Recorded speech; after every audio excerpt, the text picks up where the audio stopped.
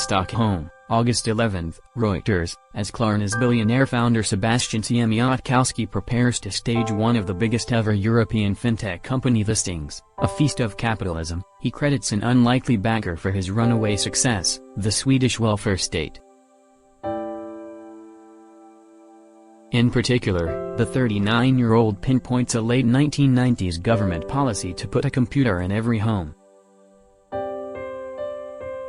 Computers were inaccessible for low-income families such as mine, but when the reform came into play, my mother bought us a computer the very next day, he told Reuters. Siemiatkowski began coding on that computer when he was 16.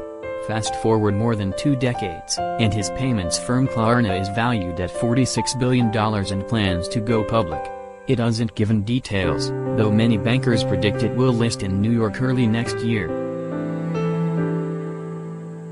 Sweden's home computer drive, and concurrent early investment in internet connectivity, help explain why its capital Stockholm has become such rich soil for startups, birthing and incubating the likes of Spotify, Skype, and Klarna, even though it has some of the highest tax rates in the world.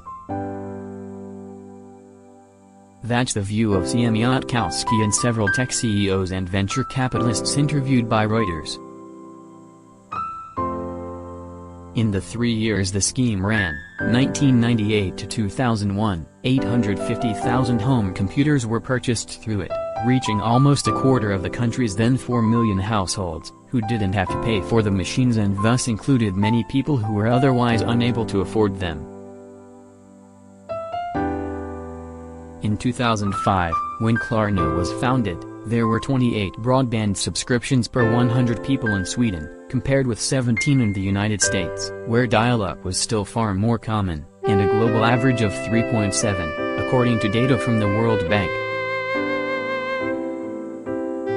Spotify allowed users to stream music when Apple's iTunes was still download-based, which gave the Swedish company the upper hand when streaming became the norm around the world.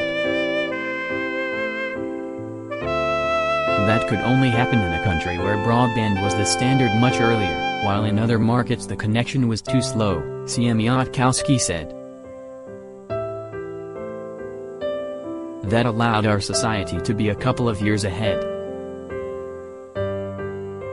Some executives and campaigners say the Scandinavian nation demonstrates that a deep social safety net, often viewed as counter to entrepreneurial spirit, can foster innovation.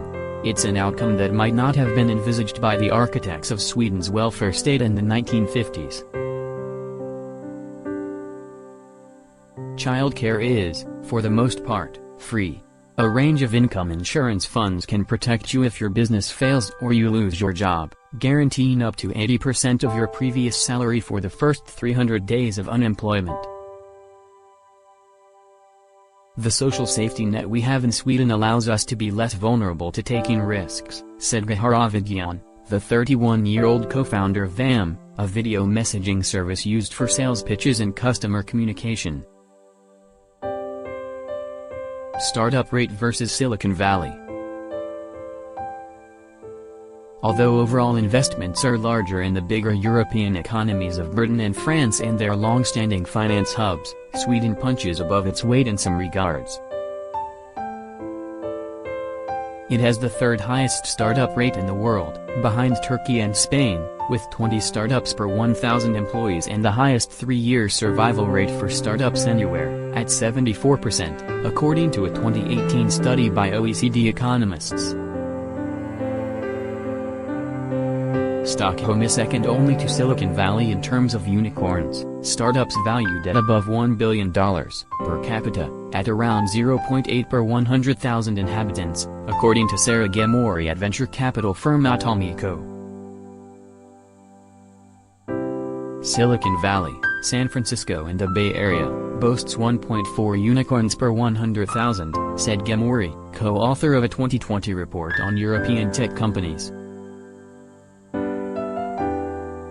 No one can say for sure if the boom will last, though, in a country where capital gains are taxed at 30% and income tax can be as high as 60%. In 2016, Spotify said it was considering moving its headquarters out of the country, arguing high taxes made it difficult to attract overseas talent, though it hasn't done so. Yusuf Ozdalga, partner at venture capital firm Tinvestors, said access to funding and administrative or legal tasks connected with founding a company could also prove tough to navigate for non-Swedish speakers.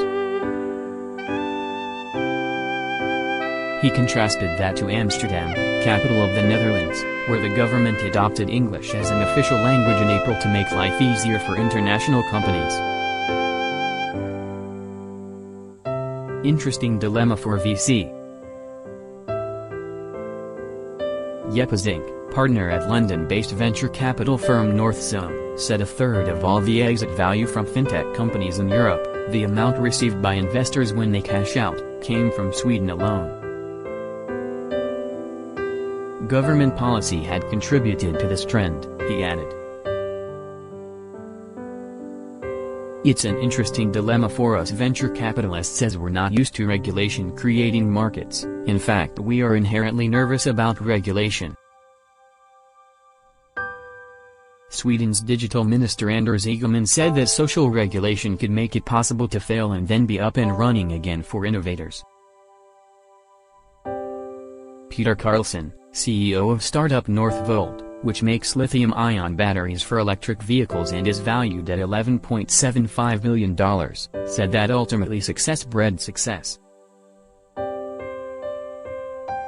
You're really creating ripple effects when you're seeing the success of somebody else, and I think that's perhaps the most important thing in order to create local ecosystems.